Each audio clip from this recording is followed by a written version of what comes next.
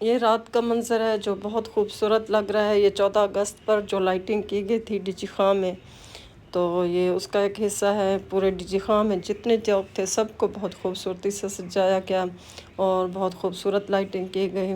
और ये पहली दफ़ा हुआ है कि 14 अगस्त पर मतलब डीजी खां को इस तरह खूबसूरती से सजाया गया है। और ये चौक चौराहा है यहाँ, ये रात का मंज़र है, देखें कितना खूबसूरत लग रहा है। ये जो उसके ऊपर घोड़े रखे हुए थे उनकी तो मतलब रात में और ज़्यादा खूबसूरती खूबसूरती बढ़ गई है लाइटिंग की वजह से। और लाइटिंग को वाइट और ग्रीन मतलब कलर में किया गया, जिस तरह पाकिस्तान के झंडे का कलर है ये लाइटिंग भी उसी कलर की गई है। और बहुत सी आवाम, बहुत सी पब्लिक, बहुत से लोग इसको देखने आए थे, एंजॉय कर रहे थे और यहाँ की वीडियोस बना रहे थे और ख़ुशी का इजहार कर रहे थे कि मतलब हमारे शहर में भी इतनी खूबसूरती से ये चीज़ें की गई हैं। बड़े शहरों में तो होती थी, डीजी खां में पहली बार हुआ है, इस वजह से यहाँ की आवाम बहुत खुश है।